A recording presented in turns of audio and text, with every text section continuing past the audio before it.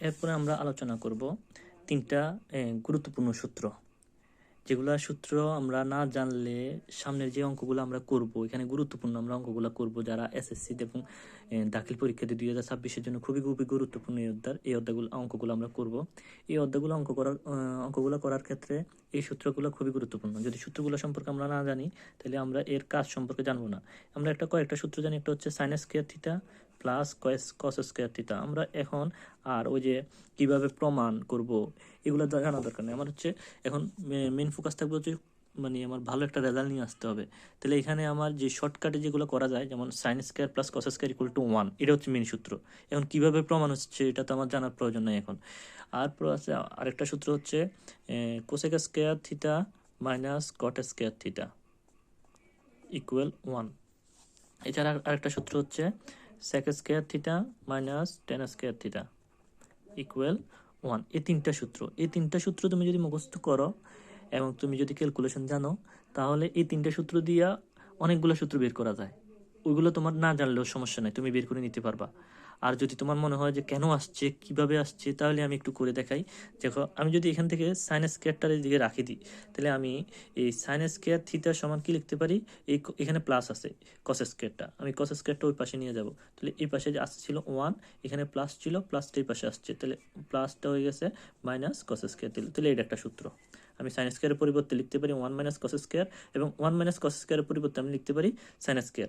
একই রকম যদি না তুমি সাইন নিবা না, এবার তুমি নিবা হচ্ছে কস। কস স্কয়ার থিটা সমান তুমি কি বলবা, তুমি কস স্কয়ারটারে রাখি দিছো, সাইনটারে তুমি নিয়ে যাবা।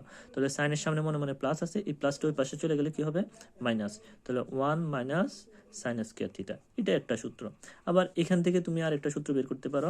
এখানে দেখো সাইন স্কয়ার আছে, আর এখানে আছে 1 মাইনাস কস স্কয়ার। আমি যদি এ স্কয়ারটা বাদ দিতে চাই, তাহলে আমি স্কয়ার বাদ দিতে জন্য উভয় পক্ষে রুট দিতে হবে। তাহলে এই সাইন স্কয়ার বাদ দেওয়ার জন্য আমি উভয় পক্ষে রুট দিলাম। তাহলে কি হয়, 1 মাইনাস কস স্কয়ার থিটা। তাহলে স্কয়ার রুটে বাদ, তাহলে কি থাকে, এখানে থাকে হচ্ছে সাইন থিটা। সাইন থিটার সমান কি লেখা যায়, 1 মাইনাস কস স্কয়ার থিটা।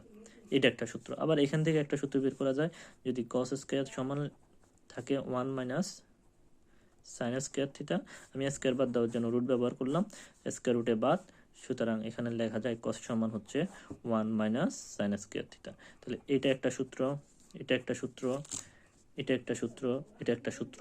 এই সবগুলা জানা তোমার জন্য প্রয়োজন। তবে তুমি যদি বের করতে পারো তাহলে এই একটা জানলেই যথেষ্ট।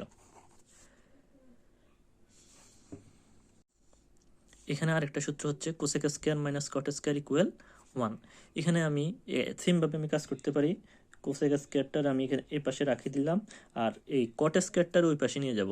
তো কটের সামনে কি আছে, মনে মনে মাইনাস, মাইনাস ওই পাশে চলে গেলে কি হবে, প্লাস। তাহলে আমি কি লিখতে পারি, 1 প্লাস কট স্কয়ার থিটা। এটা একটা সূত্র। এখানে স্কয়ারটা বাদ দেওয়ার জন্য তুমি কি লিখতে পারো, কোসেক স্কয়ার থিটা সমান হচ্ছে 1 প্লাস কট স্কয়ার থিটা। এখন এই স্কয়ারটা বাদ দেওয়ার জন্য তুমি কি ব্যবহার করবা, রুট ব্যবহার করবা।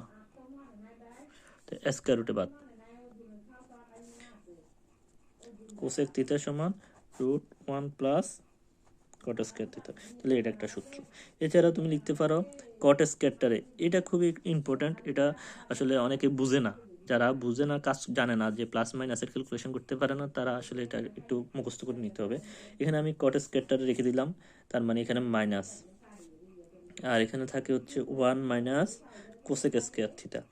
এখন আমার এই মাইনাসটা তো বাদ দিতে হবে, মাইনাস বাদ দিতে হলে আমি কট স্কয়ার থিটা, এখান থেকে আমি মাইনাস কমন নিলাম, তাহলে কি হয়, কোসেক স্কয়ার থিটা মাইনাস 1। এখানে মাইনাস, এই মাইনাস বাদ, তাহলে আমি কট স্কয়ার সমান কি লিখতে পারি, কোসেক স্কয়ার থিটা মাইনাস 1। এটার আমি স্টার চিহ্ন দিলাম, যদি মুখস্থ করার প্রয়োজন মনে হয় এটা মুখস্থ করে নিবা। একই রকম আমি স্কয়ার বাদ দিলে আমি আবার রুট ব্যবহার করতে পারি, এখান থেকে আরেকটা সূত্র বের হয়।